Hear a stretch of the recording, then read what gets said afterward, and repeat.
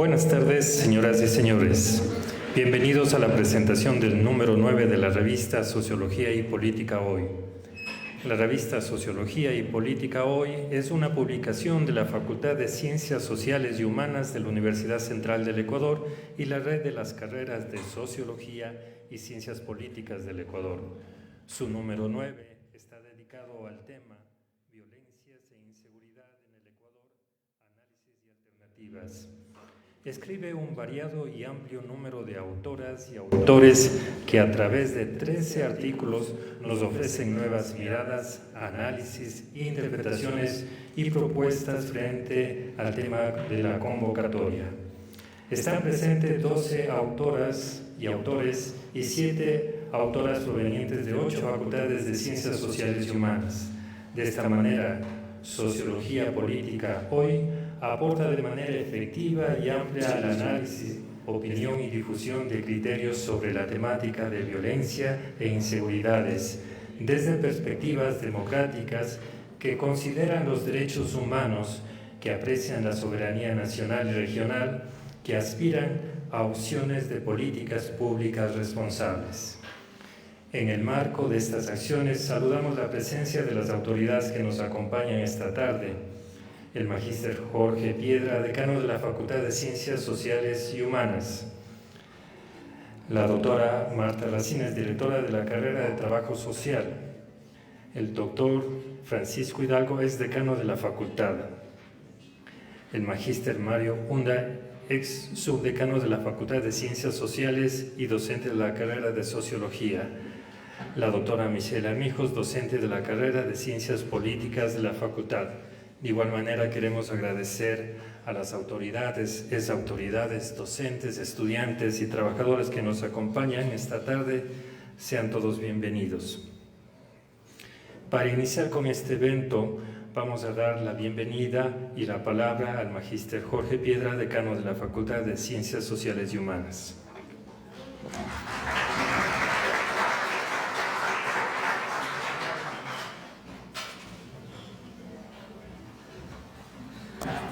Muy buenas tardes. Quiero iniciar saludando a los compañeros de la mesa directiva que han organizado este evento importante para estudiantes, para docentes de la Facultad de Ciencias Sociales y Humanas.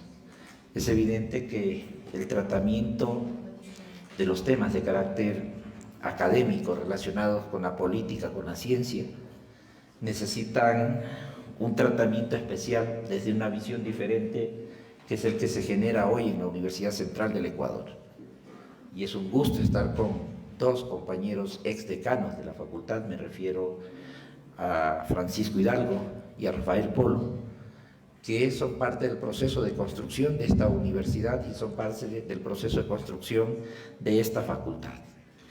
Agradecerle igual a Mario también por su participación, a Michelle, a Daniel, a Omar, al compañero Bonilla, que es el responsable, Marcelo Bonilla, que es el responsable de aseguramiento de la calidad. Agradecerle a la compañera directora de la carrera de Trabajo Social, a Marta. Agradecerle igual a Mario, a los compañeros.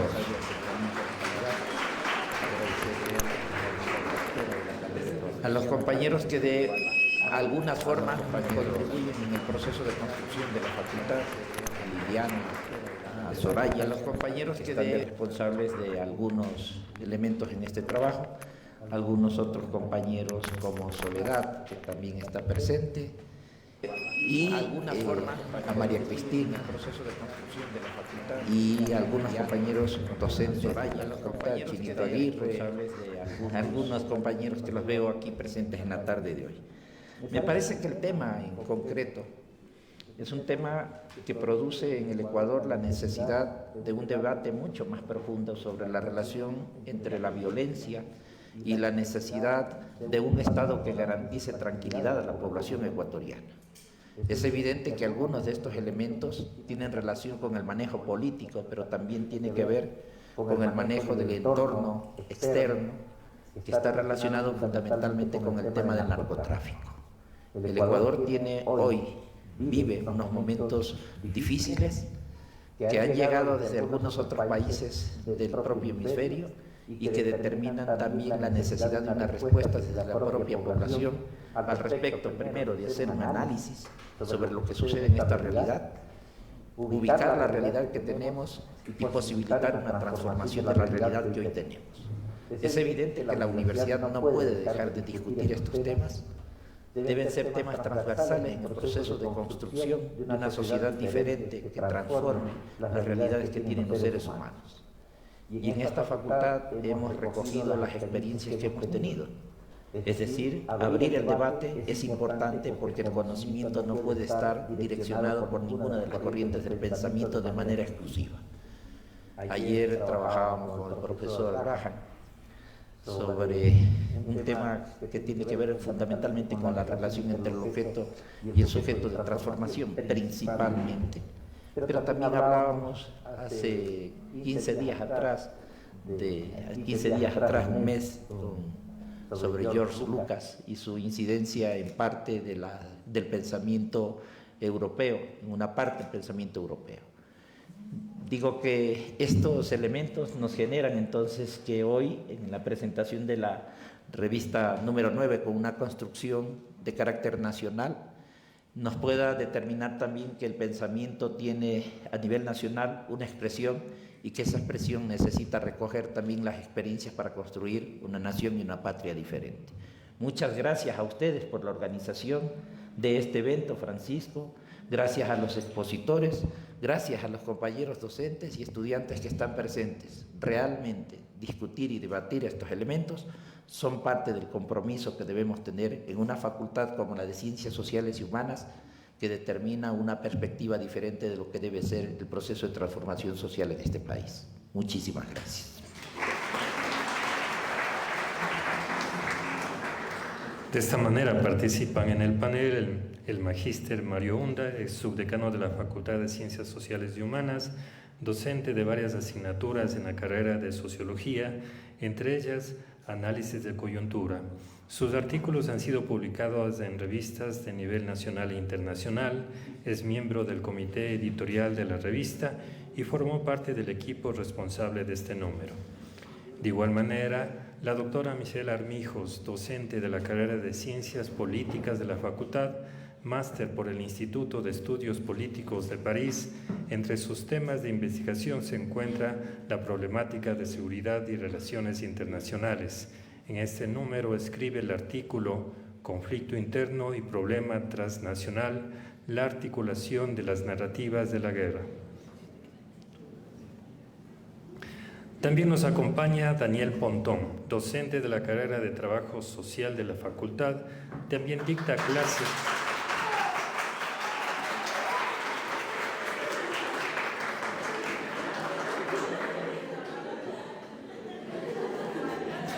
También nos acompaña Daniel Pontón, docente de la carrera de Trabajo Social de la Facultad, también dicta clases en el Instituto de Altos Estudios Nacionales, es un experto sobre la problemática de seguridad con publicaciones al respecto en revistas igualmente nacionales e internacionales. En este número escribe junto con Freddy Rivera el artículo 5 perspectivas interpretativas sobre el incremento de la violencia en el Ecuador.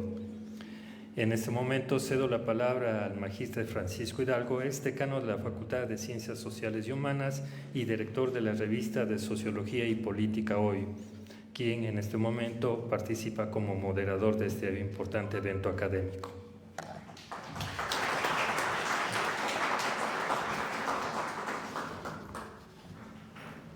Buenas tardes a todos y todas. En primer lugar, expresar nuestra satisfacción por la realización de este evento, agradecer la presencia de ustedes, estudiantes de las distintas carreras de nuestra facultad. Tenemos estudiantes aquí de la carrera de Sociología, de la carrera de Ciencias Políticas y de la carrera de Trabajo Social. Agradecer también los apoyos del señor decano, del magíster Jorge Piedra, de la directora de la carrera de Trabajo Social, la doctora Marta Racines, de la directora de posgrados de la facultad, la doctora Lilian Ceballos. También mencionar la presencia de Rafael Polo, exdecano de la facultad.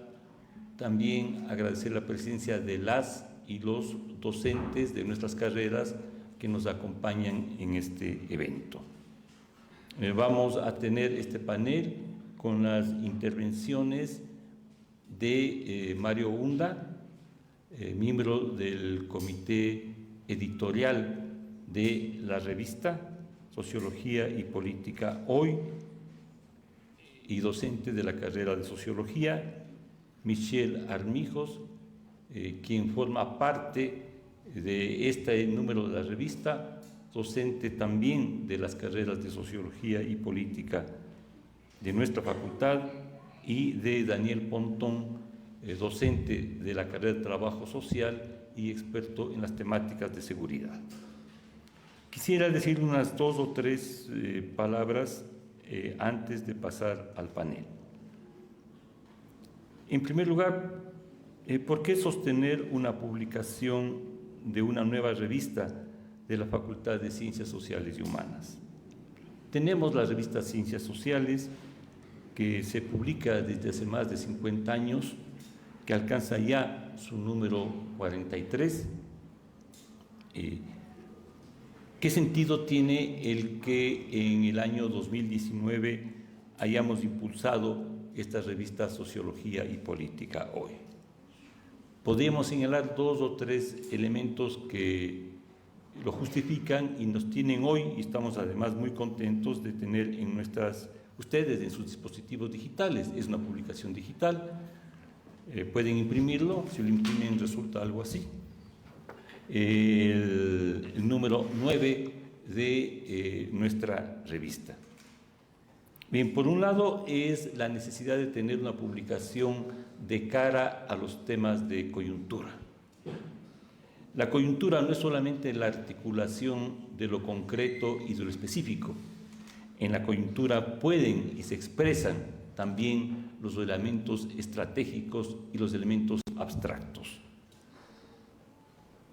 La coyuntura, además, es lo que permite de una manera táctica llevar adelante la movilización.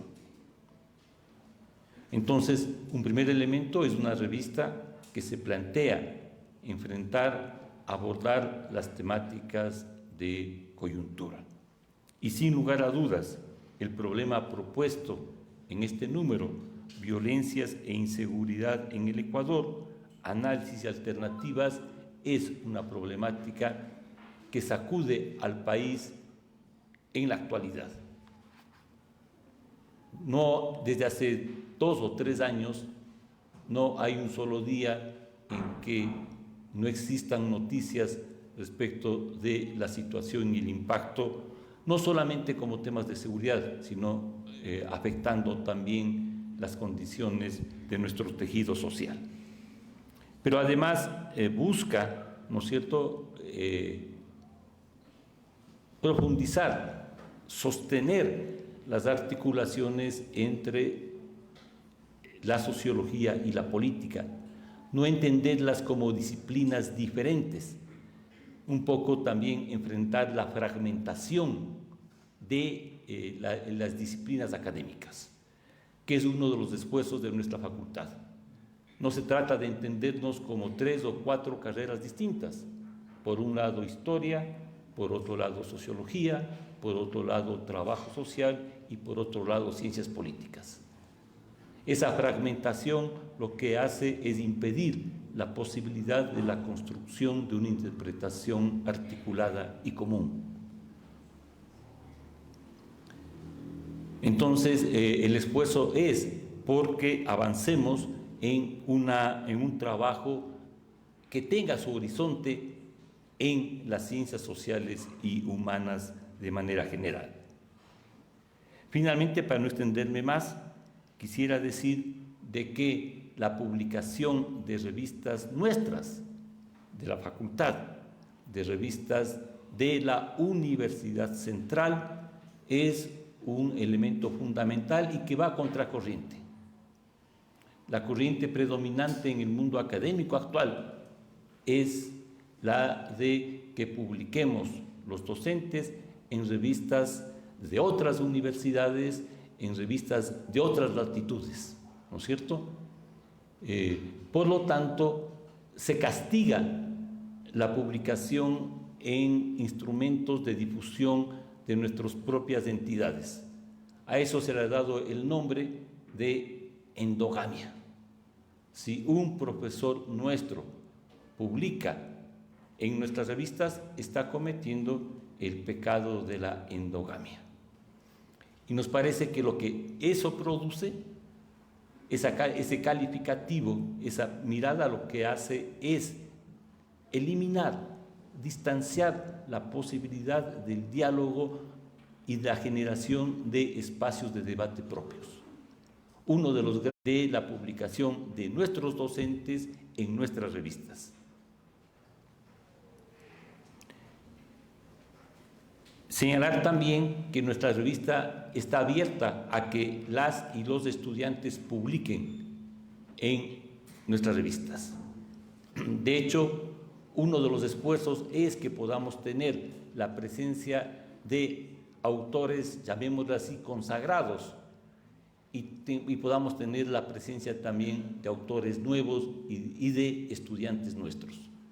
Una de las virtudes, me parece, de este número es ese, ¿no es cierto? Tenemos autores. La revista se publica por temas, cada número tiene un tema y los artículos que corresponden se refieren a esa temática, y que el artículo sea producto de un trabajo que se está desplegando con un apoyo de docentes. Por ejemplo, el artículo que cierra Ecosistemas Criminales, análisis del Centro de Rehabilitación Social del Turi, es un artículo, un aporte de estudiantes de sociología de la carrera de la Universidad de Cuenca. Entonces, ese es otro elemento, abrirnos para que podamos publicar los primeros artículos de nuestros estudiantes. Muchas gracias.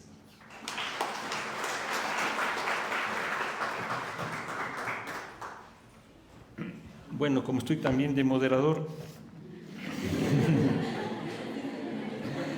entonces tendremos las exposiciones inicialmente de Mario Hunda, posteriormente de Michelle Armijos, y cerramos con la exposición de Daniel Pontón. Les pedimos un tiempo de 20 minutos, les estaremos haciendo una alerta 5 minutos antes.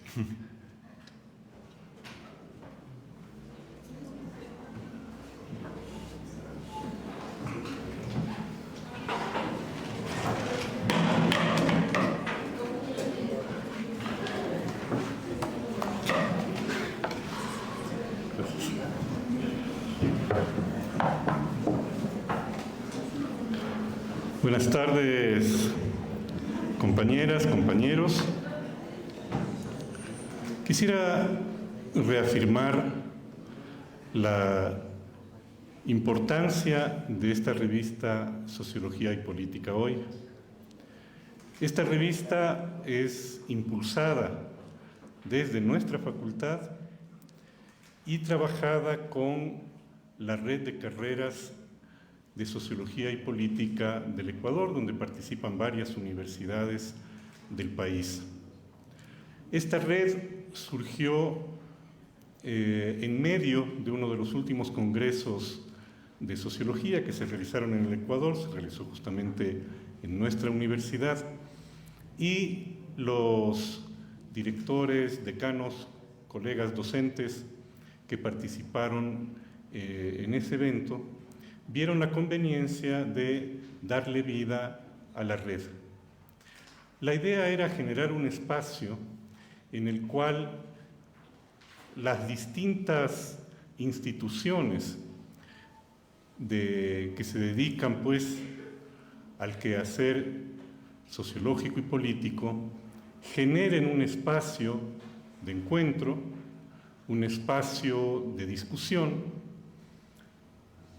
un espacio también de producción, de reflexión sobre temáticas que son importantes para la vida del país. Como decía Francisco, el sesgo de Sociología y Política Hoy es su mirada sobre la coyuntura. Y es importante resaltar que, aunque al principio la participación de los colegas de las otras universidades a veces no se manifestaba con el suficiente entusiasmo, diríamos así, con el tiempo se fue integrando, ¿no? una suerte de equipo de trabajo, relativamente móvil, ¿no? Por los cambios que también se producen en las direcciones de carreras, en los decanatos, subdecanatos de las diversas universidades. Pero con todo eso, el empuje que se le ha dado desde nuestra facultad, y particularmente desde Francisco, que es el director de la revista, ha permitido que la revista se sostenga y que vaya tratando temas que son de importancia para la vida de la sociedad ecuatoriana. Para este número nos habíamos propuesto este tema de las violencias y de la inseguridad en el Ecuador. Ese fue un número planificado hace ya bastantes meses, ¿no?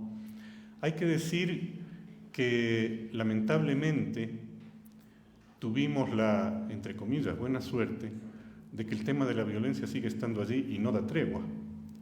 Entonces el tema no deja de ser actual, ¿no? Es un tema que está latente y que sigue siendo lacerante. El tema de las violencias y la inseguridad para el caso ecuatoriano es un tema que tiene una relativa novedad.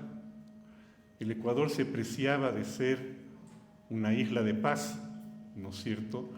Se hablaba mucho, por ejemplo, en el caso de Quito, de una ciudad franciscana, queriendo decir con eso que era una ciudad tranquila, donde cualquiera podía salir sin ningún problema y sin ningún temor. Pues los tiempos de la paz franciscana ya terminaron hace rato, ¿no?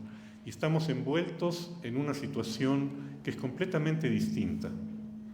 La problemática de la violencia, además, tiene la particularidad de que genera, con sobradas razones, temores y miedos en la población. Existen ciertas zonas del país, ciertas ciudades, ciertos barrios en las ciudades, donde la gente prefiere ya no salir después de las 6:30, 7 de la noche, ¿no? Porque ya no es un sitio seguro. La violencia que se empezó a ver primero como una especie de guerra de pandillas, ¿no? Por el control del territorio, y que así fue tratada durante un tiempo, se reveló posteriormente, no sé si en toda su magnitud, porque probablemente todavía no sabemos toda la magnitud de esta violencia, pero sí con una magnitud suficiente para generar la necesidad de enfrentarlo más allá de los miedos y de los escándalos. No se trata de no tener miedo, ¿no es cierto? Somos todos valientes, no. Pero el miedo no puede llevar a la inmovilidad y a la inacción. Y sobre todo el miedo no puede llevar a la renuncia de la reflexión concreta, específica, objetiva y crítica de los fenómenos que atemorizan a la sociedad de tanto en tanto. Y también es necesario que el tema de la violencia y del narcotráfico esté más allá del escándalo que se utiliza como arma política para favorecer determinadas posiciones y atacar a algún sector al que una parte de la sociedad cataloga como el único responsable de la problemática del narcotráfico. Los datos que medianamente podemos ver a partir de las investigaciones de Fiscalía, que también hay que verlas evidentemente con criticidad y con lupa, pero nos muestran de manera clara que el problema de cómo el narcotráfico se ha ido infiltrando en la sociedad ecuatoriana no tiene que ver con una corriente política o con otra. Los datos nos muestran que nexos con el narcotráfico existen en variadas corrientes políticas. En las investigaciones de la Fiscalía se muestran nexos con el correísmo, pero también se muestran nexos con el gobierno de Lasso, se muestran nexos con una diversidad de movimientos locales, sobre todo en las zonas que se encuentran más fuertemente presionadas por la presencia y por la violencia del narcotráfico. Y si nosotros vamos sumando y restando, probablemente no encontremos espacio que se encuentre libre de esta contaminación del narcotráfico. Pero si está en el ámbito de la política formal, el narcotráfico también está infiltrando la economía, incluso la economía legal del país. Según dicen los estudios, es uno de los países que se ha convertido en una suerte de paraíso para el lavado del dinero del narcotráfico y de otros negocios ilegales. La razón es muy simple. La nuestra es una economía dolarizada y las mafias y los carteles no necesitan mover el dinero de una denominación a otra para hacer el lavado. Acá circula el dólar como moneda nacional. En otros países tienen que hacer el cambio, lo cual puede llamar la atención sobre determinados movimientos financieros.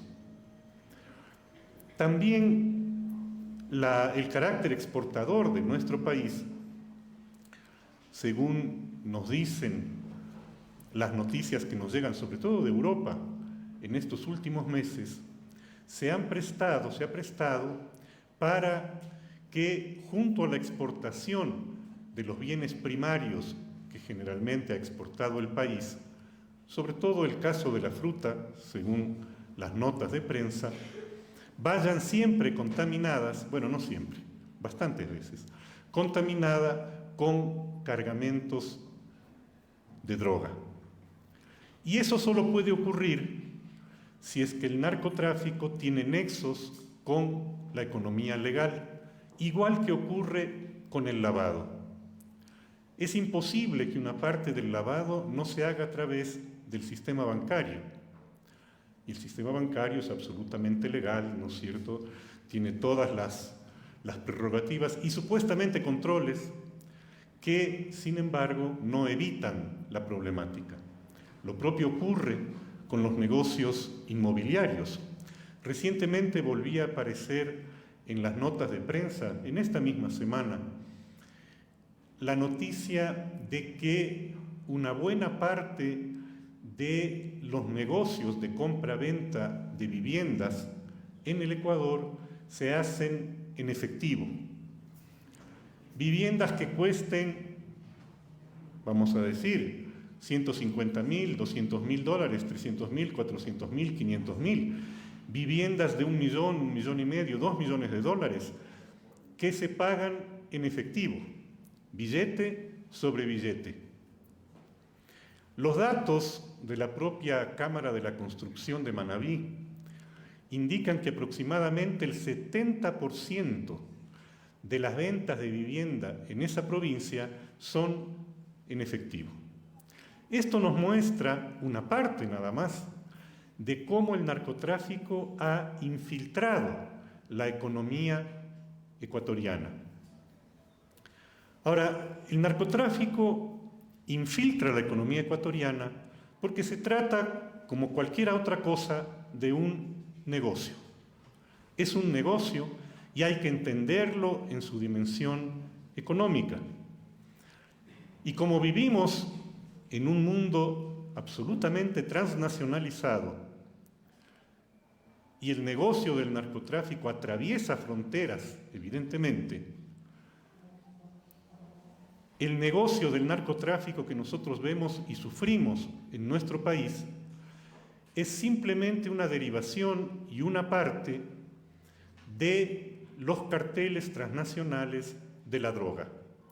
En el Ecuador han hecho pie ya desde hace por lo menos 10 años, dicen varios estudios, carteles del narcotráfico, los mexicanos, ¿no es cierto?, como el Jalisco Nueva Generación, carteles venezolanos como el Clan del Golfo, carteles brasileños como el Comando Vermelho, carteles europeos como la Ndrangheta calabresa y la mafia albanesa. No nos falta nada, ¿no? Estamos insertos dentro de los circuitos de circulación y acumulación de lo que podríamos llamar un lumpen capital, un capital lumpenizado que capta y domina buena parte de la economía del país. Ustedes podrán ver en los textos de la revista, en varios de ellos, que se hacen algunos cálculos del peso económico que tiene el movimiento del narcotráfico en nuestro país. Por eso no puede ser tratado como un tema sencillo y por eso es irresponsable tratarlo meramente como un arma política. Esto requiere un análisis profundo. Lastimosamente, el gobierno actual, como el gobierno anterior, pero el actual con mayor fuerza, se han lanzado a tratar el tema del narcotráfico desde la perspectiva de la securitización, que implica entender la seguridad desde una perspectiva militar y coercitiva. Y esto lleva a los estados de excepción. En el Ecuador no ha sido raro que vivamos en estados de excepción. Desde el gobierno de Osvaldo Hurtado, casi al inicio del retorno a la democracia, hemos vivido en estados de excepción. No ha habido gobierno que no declare estados de excepción. Pero sí tenemos una particularidad con este gobierno. Hemos pasado casi todo el tiempo de este gobierno en estados de excepción. Una mirada coercitiva, una mirada de militarización, las represalias de las bandas que se dedican a este negocio. Pero no es solo eso. Se ha hablado también, y ustedes deben haber escuchado igual, la presencia de verdaderas escuelas de sicarios. El sicariato era una práctica casi desconocida en la sociedad ecuatoriana y ahora es una cosa de todos los días. Que haya escuelas de sicariato en momentos en que hay niños y adolescentes que abandonan sus estudios, como nos han mostrado los datos de inicio del año escolar, tanto en la sierra como en la costa y en la Amazonía, en momentos en que hay muchos jóvenes que no logran entrar a la universidad, nos está mostrando de una manera dramática y trágica elementos de descomposición social que ya corroen la sociedad ecuatoriana. El caso más dramático, ustedes lo deben haber visto, de dos niños de 11 y de 12 años, ¿no?, convertidos en sicarios, ¿no? Niños de 11 y 12 años que se sentían orgullosos de haber matado 2 personas, 3 personas, 5 personas, ¿no es cierto? Y se hablaba incluso, ¿no es cierto?, de las tarifas que las bandas les entregaban por los muertos, según se tratara de tipos distintos de muertos. Finalmente, esto ha llegado a que la batalla entre las bandas termine por afectar al conjunto de la sociedad. Los muertos ya no son solamente los miembros de las bandas. Cada vez más hay muertes de personas que son encontradas por un tiroteo o por una misión de sicariato. Muchas personas que no tienen nada que ver con nada y que sin embargo caen bajo las balas de la violencia que impera actualmente el país. Lamentablemente, como les decía antes, en la política en general, la respuesta que ha ganado espacio, y ya desde hace varios años, es la respuesta que plantean las derechas. Es decir, la violencia, es decir, el incremento de penas, es decir, la militarización y últimamente, y ya lo pudimos ver, tratar de equiparar la violencia del narcotráfico con las luchas sociales. Esta es la realidad que nos envuelve y es a esta problemática tan difícil, tan compleja, tan lacerante que se dedica el número de la revista Sociología y Política Hoy, el número 9 de esta revista, que queremos invitarles a leer, a debatir, ¿no? Y a contribuir, a reflexionar sobre esto. Muchas gracias.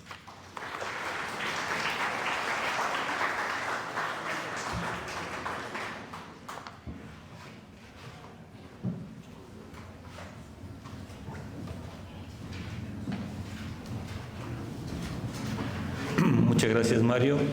A continuación nos acompaña en el panel Michelle Armijos, con estudios en el Instituto de Estudios Políticos de París y docente de nuestra facultad. Michelle.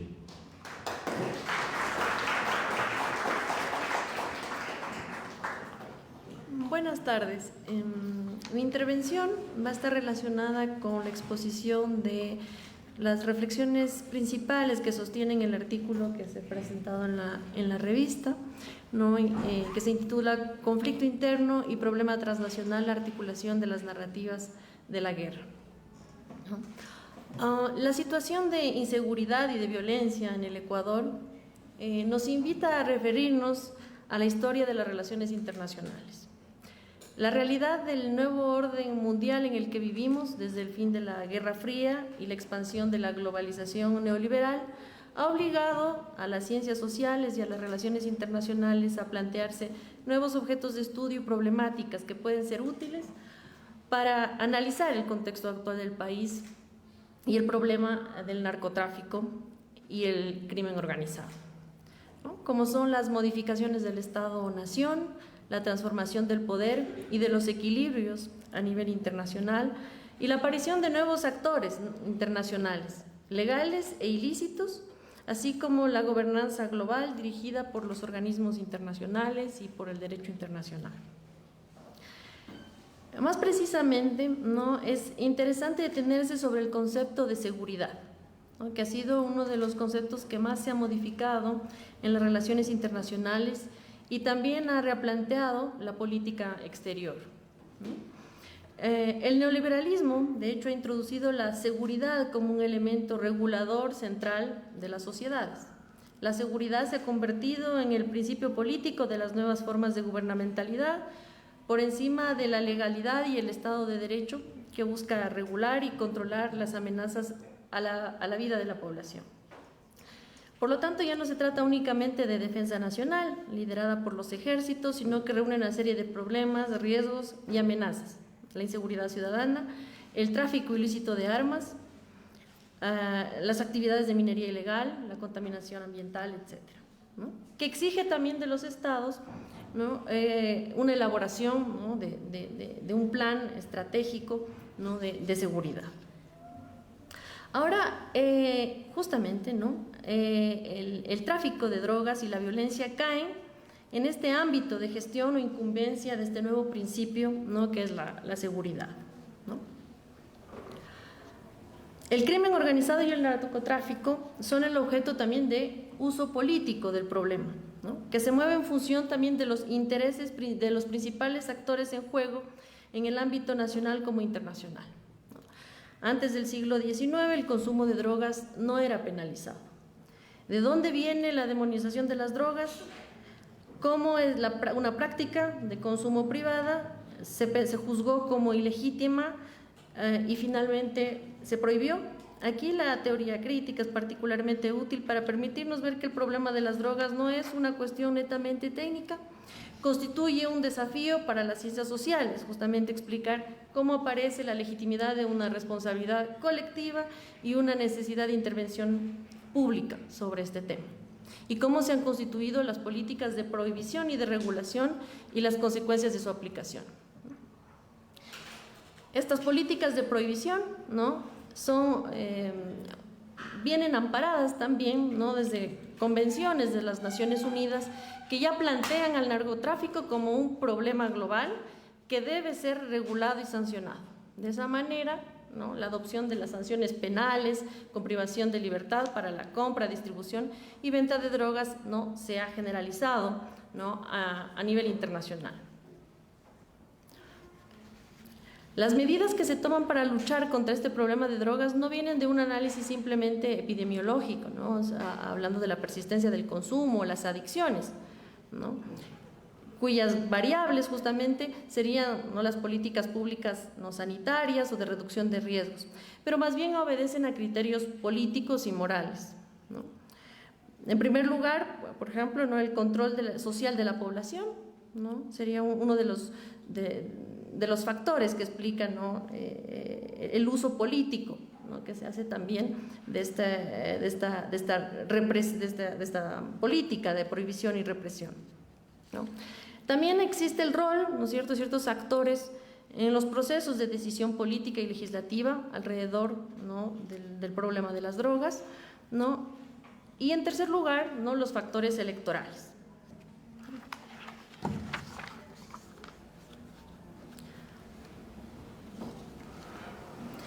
Es entonces a esta necesidad, ¿no?, que responde el manejo de ciertas definiciones, que además son ambiguas y variables, como la del crimen organizado, y que legitiman la acción del Estado en su contra y que no consideran al narcotráfico, como decíamos, como una actividad económica, ¿no?, que permitiría focalizar las acciones, ¿no?, en la desarticulación de la organización empresarial, de las finanzas o de las inversiones, ¿no? Muchas veces también el concepto de crimen organizado suele usarse para hablar del narcotráfico en barrios pobres, más que de la venta de la droga a consumidores de clases medias y altas o a la corrupción pública, ¿no?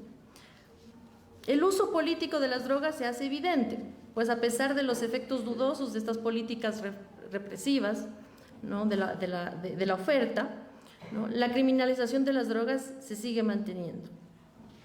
La comprensión del problema de las drogas no es solamente entonces un problema de mercado, se convierte en un problema moral y legal que el aparato judicial tiene que perseguir y combatir a través de la represión. Esta represión global del crimen organizado engendra mayor violencia, pero en las áreas productoras, ¿no?, de drogas. El crimen organizado no siempre está asociado a la violencia, pero en la región se puede explicar esta violencia por varios factores, ¿no?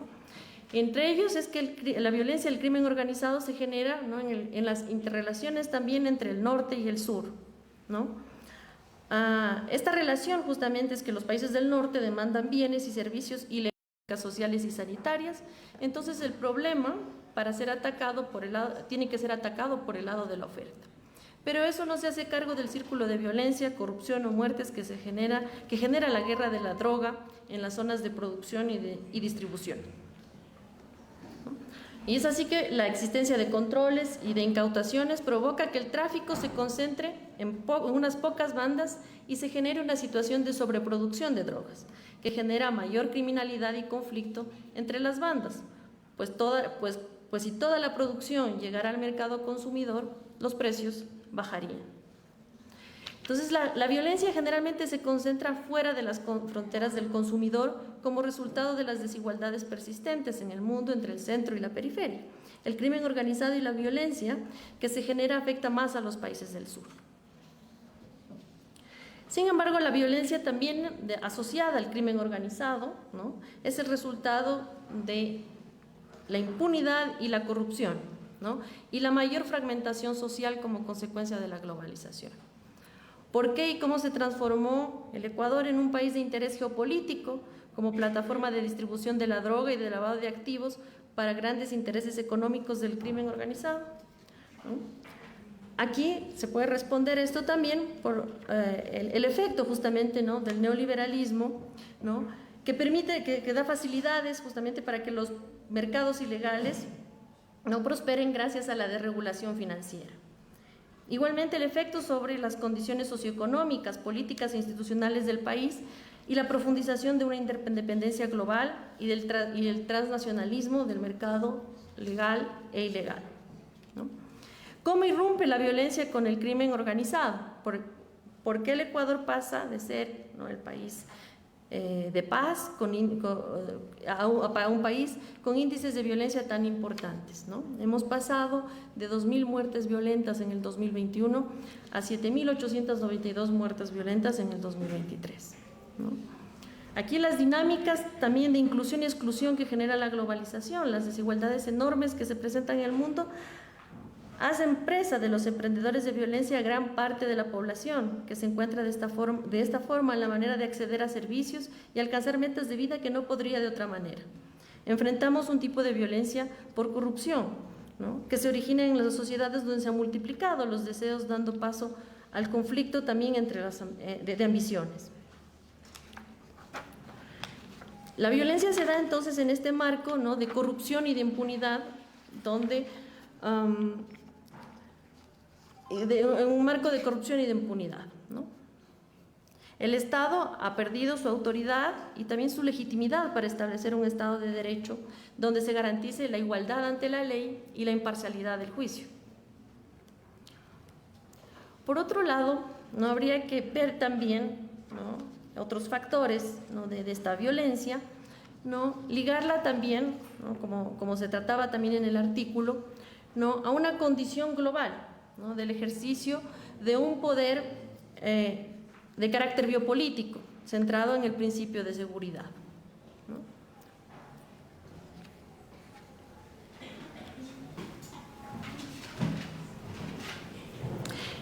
En el artículo, ¿no?, que se presenta en esta revista, ¿no?, se evidencia una articulación entre, por un lado, el carácter global del problema del crimen organizado transnacional y, por otro, el carácter local que va adquiriendo la acción de esta lucha. Y en esto es importante, entonces, dar cuenta también de que el discurso de la guerra articula el poder justamente entre lo global y lo local, ¿no? La política interna no puede desmarcarse fácilmente de la compleja estructura y de las interacciones del poder global. El concepto de frontera, ¿no?, ha cambiado. De acuerdo a Negri y Hart, la guerra ya no es externa entre dos fuerzas soberanas, la guerra es interna. Y estaríamos en un estado de guerra global y de guerra permanente, por el cual se multiplican las guerras civiles. Pero sin embargo, esas guerras civiles ya no están dentro de un espacio nacional, sino en el territorio global. El marco de referencia entonces del derecho internacional ya se ha erosionado y la pretensión de soberanía, ¿no?, de quienes combaten estas guerras es dudosa. Ya no luchan por una dominación relativa, luchan más bien no por la soberanía, sino por una dominación relativa dentro de las jerarquías en los niveles más altos y más bajos del sistema global, ¿no? Negri y Hart dicen: la droga, el terrorismo no son enemigos, son síntomas de una realidad desordenada que plantea una amenaza a la seguridad y el buen funcionamiento de la disciplina y el control. De ahí procede también la definición que hemos visto de una moral sobre los problemas como las mafias organizadas del crimen o el terrorismo.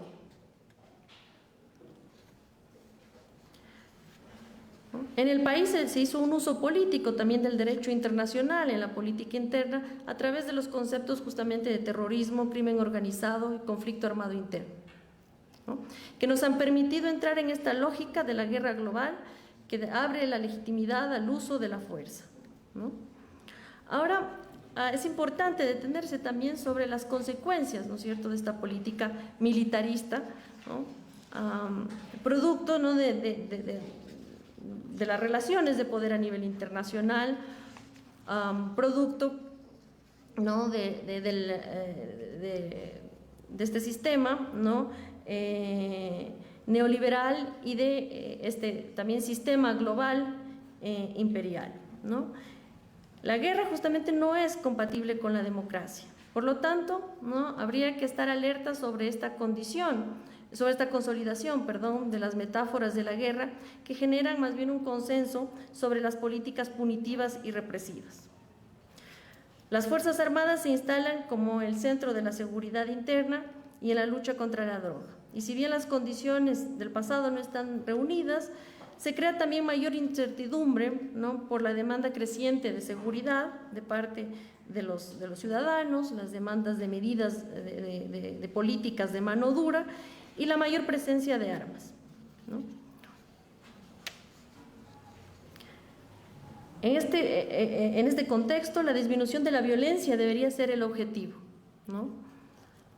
Eso exige también que las élites políticas cuestionen el consenso y se decidan a pensar en la legalización también de los mercados ilegales o la reducción de la circulación de armas y en acabar con la complicidad justamente, ¿no?, entre los funcionarios y las redes criminales.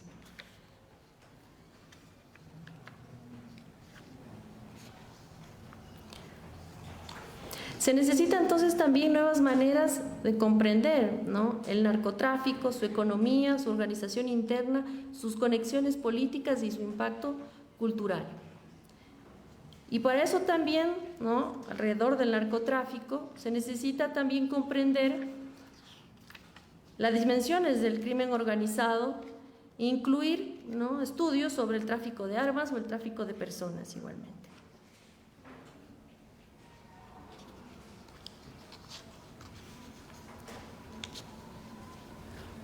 Otros ejes importantes, ¿no?, sería, ¿no?, la reforma del Poder Judicial, ¿no?, pero habría que tomar en cuenta también cómo han sido las experiencias previas, ¿no?, que modernizaron el Poder Judicial, ¿no es cierto?, en América Latina, que permitieron el acceso, ¿no?, el mejor acceso de la población a la ley y el respeto también a los derechos humanos, pero que también, por otro lado, también lograron que sean más vulnerables, digamos, a la corrupción, ¿no?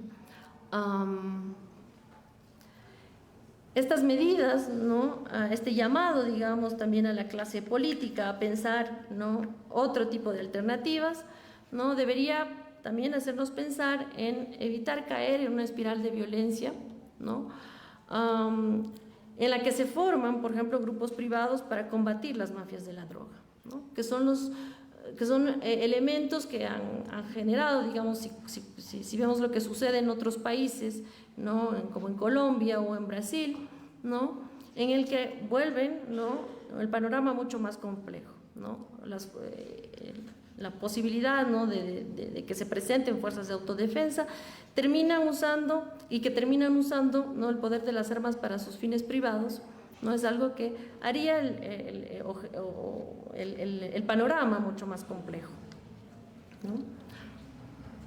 Además, habría que pensar, ¿no?, frente a toda esta narrativa también, las posibilidades, ¿no?, de si debe existir o no una negación a negociar con estos grupos o estos grupos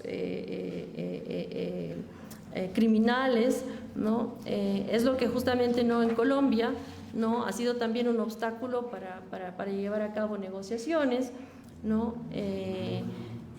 Es esta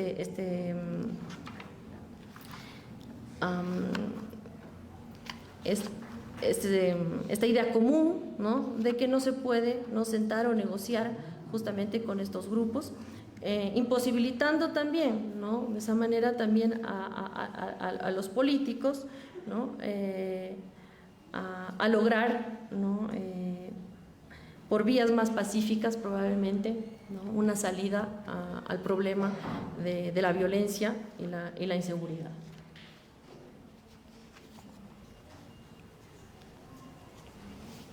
Esto sería mi ponencia. Gracias.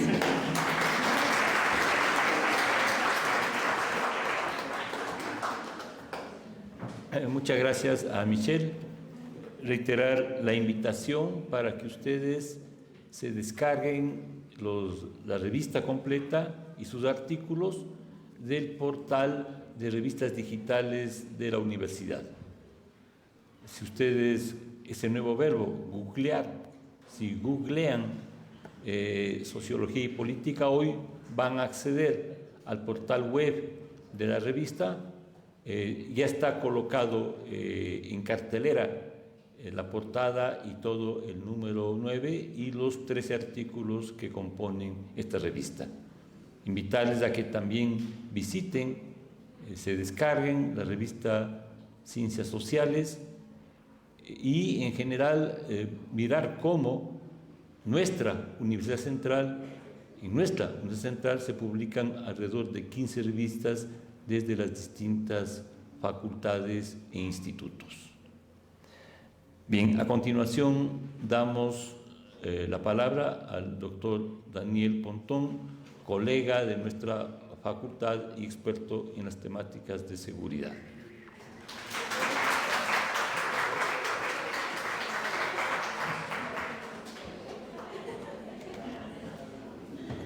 Bueno, primero, muchísimas gracias por la invitación. Un placer estar en el alma mater, ¿no? Y poder un poco con mis alumnos, bueno, veo muchos alumnos, muchas caras conocidas y alumnos que no me conocen, pero bueno, espero que en un rato podamos compartir algunos elementos bastante jocosos, como sabemos vivir en las clases, ¿no? Me parece interesante este espacio, creo que estamos en el espíritu de la universidad, ¿no? Y un poco, tanto el artículo que escribí con mi colega Freddy Rivera, como con también el espíritu de la revista, cuando lo vi, el tema del dossier que querían extraer era, creo que hay una pregunta que rige, una pregunta rectora, es como, ¿qué nos pasó? O sea, creo que Mario un poco también habló sobre ello, pero creo que al final de cuentas ese ¿qué nos pasó? Es una gran pregunta académica. O sea, como solo los ecuatorianos podemos plantearnos esa pregunta. O sea, nosotros construimos mucho por el tema de ser buenos, la isla de paz. Es el ecuatoriano medio pendejo, medio desconfiado, ¿sí? Pero nos creemos buenos realmente, los buenos de la película. O sea, eso culturalmente es un rompimiento muy fuerte, ¿no?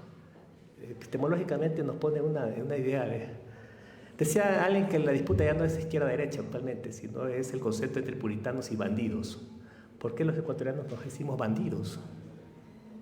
Es un tema que yo usualmente hay un texto que lo publicó Peter Andreas, un sociólogo, criminólogo estadounidense, que le decía The Smuggler Nation, ¿no? Que es ¿por qué, cómo se cuenta la historia de los países desde el lado oscuro?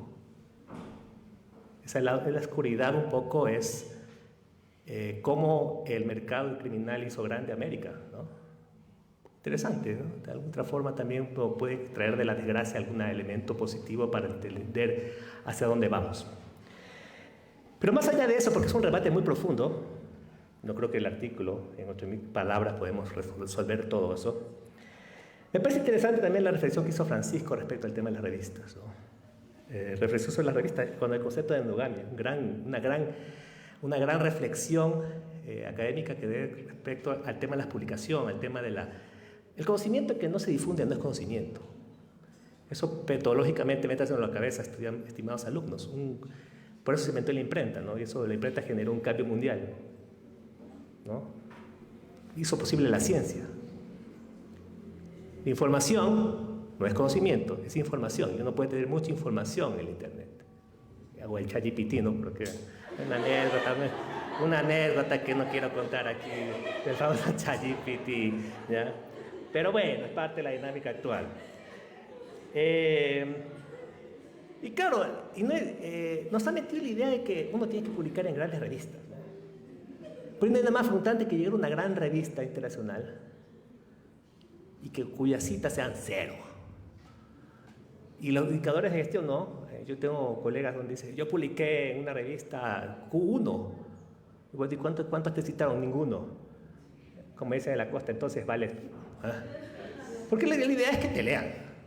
Y voy a contar una anécdota cuando publiqué, porque yo difundí, me interesa difundir mucho, yo publiqué el artículo, lo puse, lo difundí en las redes sociales y me llamaron 2 colegas y me dijeron, no me gustó tu artículo.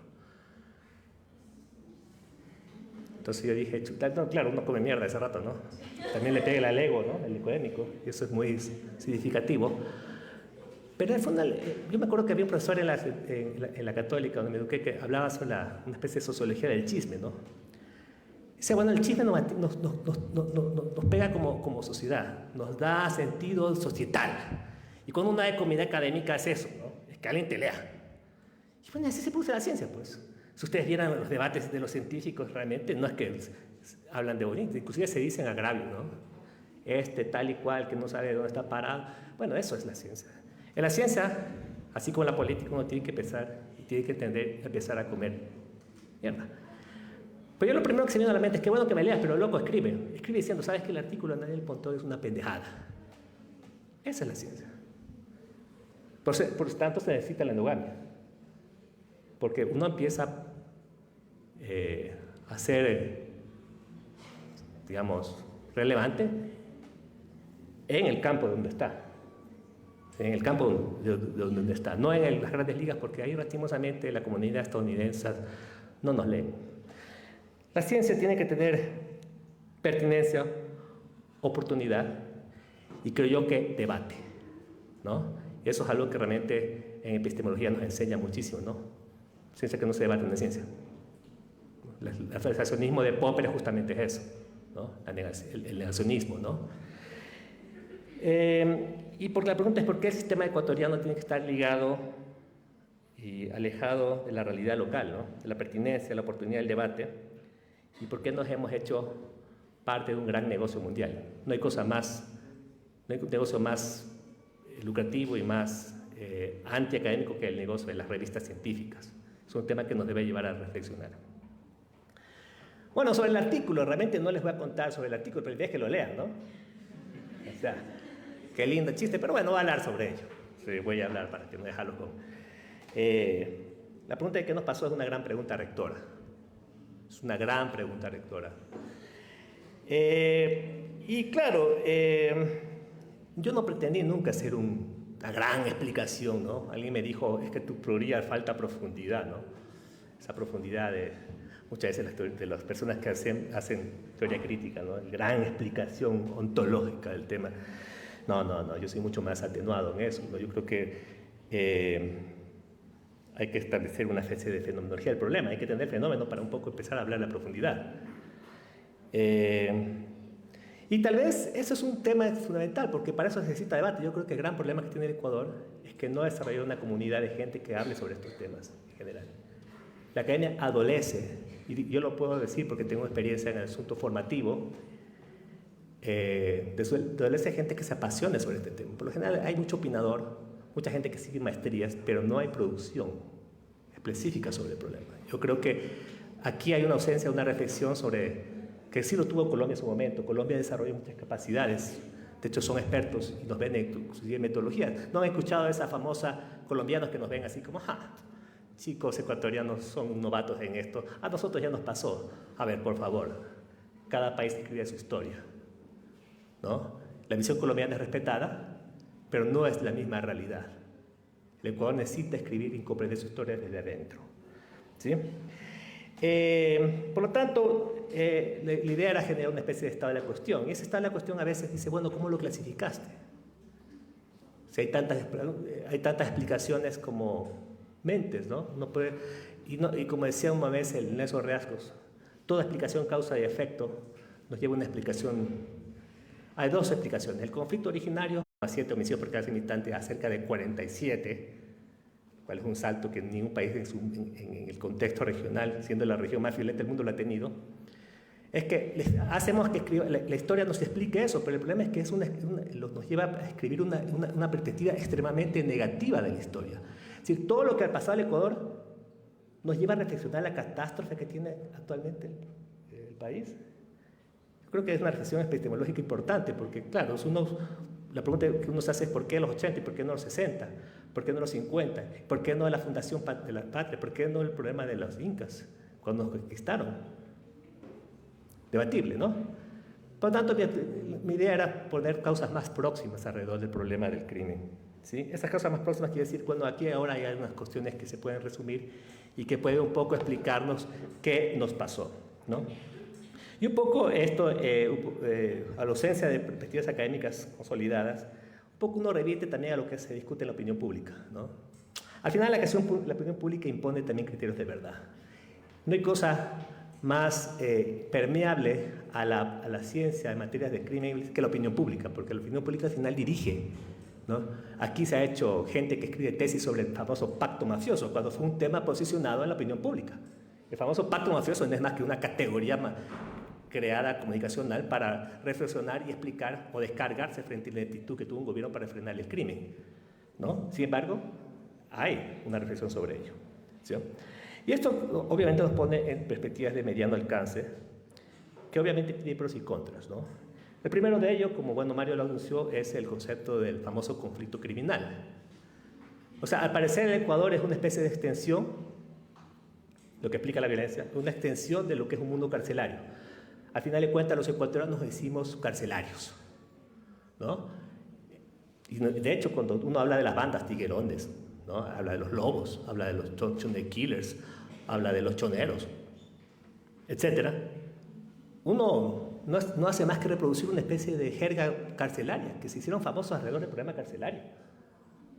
Es decir, lo que pasa en las calles en el Ecuador puede ser una derivación de eso, sí, posiblemente sí, y hay datos que muestran eso.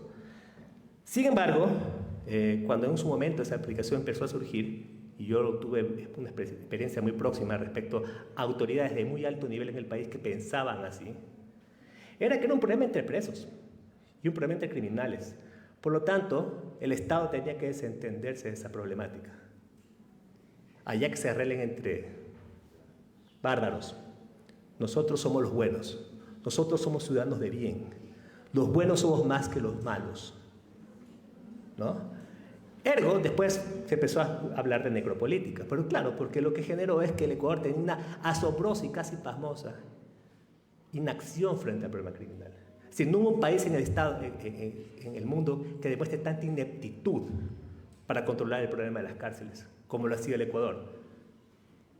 Y eso me parece que es una de las explicaciones de pro, pero también genera algunos elementos desafiantes respecto a que esa explicación no termina de cuajar en la realidad ecuatoriana.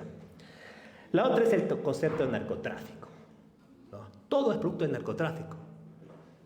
No hay cosa más repetida en la opinión pública, en la academia, sobre que el concepto de narcotráfico. Es decir, asumimos que el narcotráfico es una variable cuasi determinante para el crimen, para la violencia. Creo que yo sepa, el narcotráfico es un problema global. La pregunta es, ¿por qué Europa, por qué Estados Unidos, donde se consume mucha droga y donde mucho del negocio sustancial del narcotráfico se lava en esos países?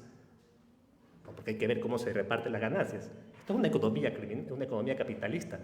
Y como toda economía capitalista, los grandes recursos se los llevan las potencias mayores, ¿no? ¿Por qué no se matan en la dimensión que se mata Ecuador? ¿Es todo narcotráfico? ¿O hay algo más que no se debe explicar, ¿no? Y esto nos lleva a que realmente el narcotráfico también es una gran categoría política que tiene muchos usos, ¿no? En el Ecuador, a partir de eso, todo es narco. La narcopolítica, la narcosociedad, la narcocultura, la narcoestética, las narcouniversidades, el narcofútbol.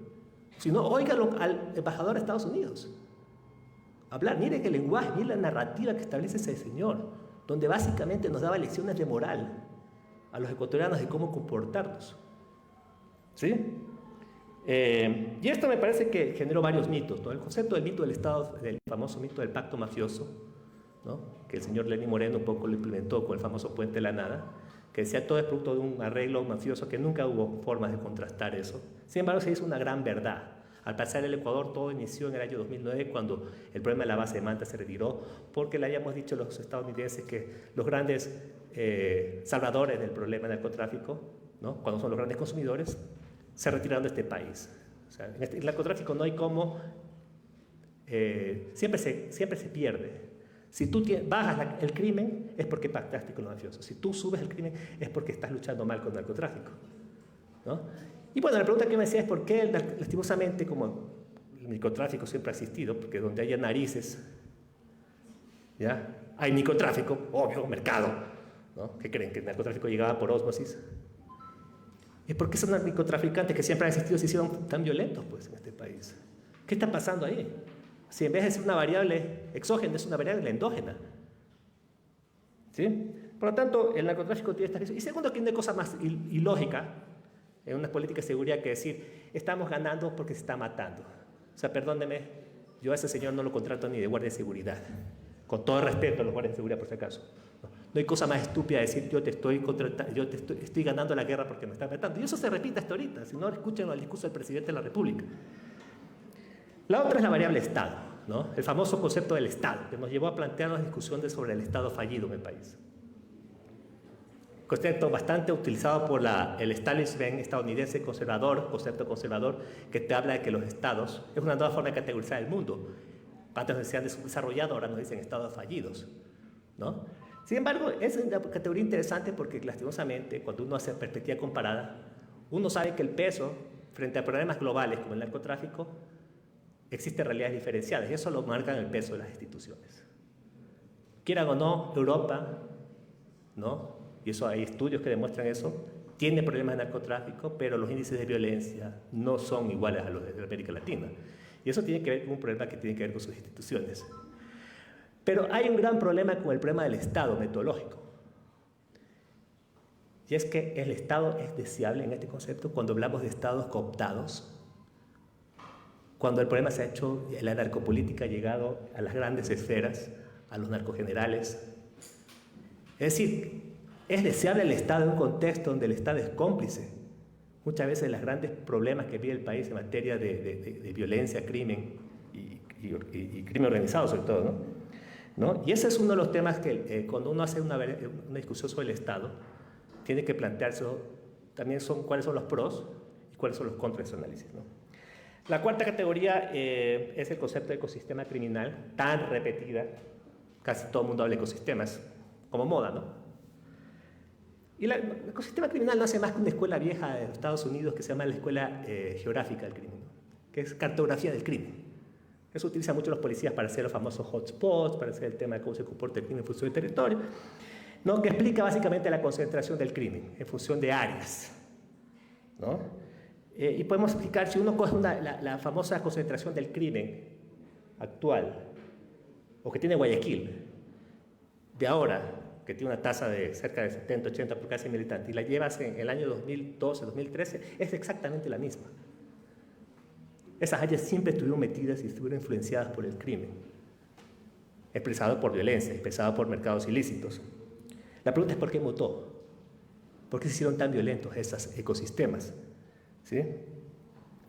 Y claro, la pregunta es que eso que no entiende cómo la dinámica del crimen empezó a llegar a otros tipos de áreas. El gran epicentro del crimen de aquí a 5 años no va a ser en la costa ecuatoriana, va a ser el oriente y la ruralidad. Si no, miren las estadísticas, ¿sí? Pero claro, la pregunta es que si todo empieza a copar por la violencia y la violencia empieza a llegar a otros sitios, como ya se empieza a evidenciar a nivel estadístico, porque el crimen no solo ha crecido en esa zona, ha crecido en muchas áreas del país, inclusive en la sierra. ¿Todo el Ecuador es un ecosistema criminal? Una gran pregunta.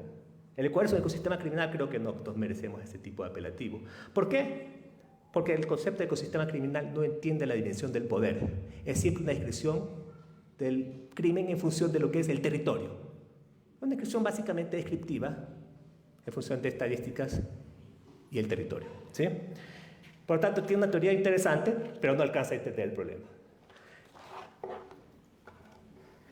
Y por último vamos a llegar al concepto de la violencia como método, ¿no? Y es básicamente centrarse en el factor de la agencia criminal. ¿Qué es la agencia criminal? Que me refiero al sujeto, ¿ya? El crimen tiene sujetos, tiene actores. No es todo de causas estructurales, geografías, hay actores aquí, ¿no? Y este es un sujeto que realmente es un virus social que se ha metido, se ha reproducido. Y lastimosamente eso nos lleva al papel de la cultura, ¿no? Porque no hay nada más, o sea, los jóvenes El factor cultural implica muchas de las costumbres que los jóvenes adoptan. Si el problema del crimen es un problema de jóvenes y es una demostración de una falla sistemática de que en este país, o una demostración de que en este país no hay política a favor de los jóvenes. ¿Sí? Porque lastimosamente la violencia es una pedagogía. Lastimosamente hay que entenderla así. No es que yo sea apologista de la violencia, pero es, por excelencia, una metodología. La violencia se transmite, ¿ya? Expresa algo, enseña algo. ¿Sí? Y eso un poco la cárcel nos empezó a dar. Por eso es que las cárceles se hicieron tan virales, los recursos de la violencia. Cuando se había violencia, la gente no importaba matar a una persona, importaba difundirlo. Y entre más violento era mejor. Y eso es una expresión del terrorismo. ¿Sí? Claro, hay usos de la violencia del crimen, regulatorios, rendiciones de cuentas entre criminales, ¿no? Formas de ejercer control, pero también un tema que se llama violencia comunicacional, ¿no? Que tiene que ver con el concepto de que la violencia tiene que comunicarse. Y lastimosamente, ahí la reflexión es qué se transmite y qué se consume. Ahí le dejo el juego a los comunicadores, porque lastimosamente, no hay arma más prolífica para los criminales que la misma publicidad que le hace el Estado a los criminales. ¿Sí? Y eso me parece que los marxistas siempre decían que la violencia es la partera de la historia, ¿no? Siempre dijeron que la violencia es la partera de la historia. No hay una aproximación marxista desde la violencia, porque lastimosamente las perspectivas funcionalistas le ganaron ese juego a los marxistas. O dijeron, la violencia es la partera de la historia, ¿cómo haz la revolución por medios democráticos? Pocos nos fueron ganando. Pero la violencia tiene unas connotaciones, y no soy apologético, yo soy criminólogo, y los criminólogos tienen una visión agnóstica frente a los hechos criminales, ¿sí? Y es básicamente, tiene que ver con el concepto de qué de movilidad social hay alrededor de la violencia. Cuando uno hace análisis de jóvenes, tiene que entender también que hay mecanismos de movilización social alrededor de la violencia, porque ¿saben por qué? Porque cuando uno miró lo que pasó en el canal, en el TC, en enero de 2024, uno puede tener algunos indicios de que algo así se empezó a cocinar en el país. Por primera vez esa gente fueron alguien, ¿no? Por primera vez esa gente fue alguien alrededor del crimen. Y si no se entiende el problema del conflicto social que origina el crimen, no se va a entender mayormente el problema de la violencia en este país. Como todo nos dice que el problema no es solamente hacer la apología, sino también civilizar a los bárbaros. Pero civilizar a los bárbaros no significa civilizar al otro, significa civilizarnos en nuestro más profundo corazón, ¿sí? En nuestras mentes, en nuestra cultura, en nuestras prácticas, ¿sí? Por eso es que la reflexión es qué nos pasó como sociedad y no qué le pasó al crimen.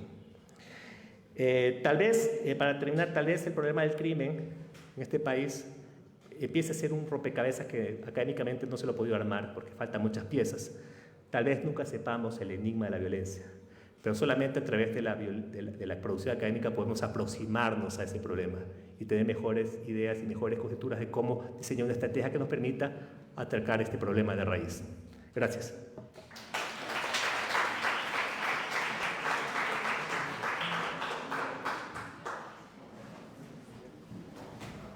Bien, agradecemos al doctor Daniel Pontón, agradecemos a todos y todas por su asistencia, por su presencia y nuevamente la invitación a que se descarguen del portal web de revistas, la revista Sociología y Política Hoy. Buenas noches y muchas gracias.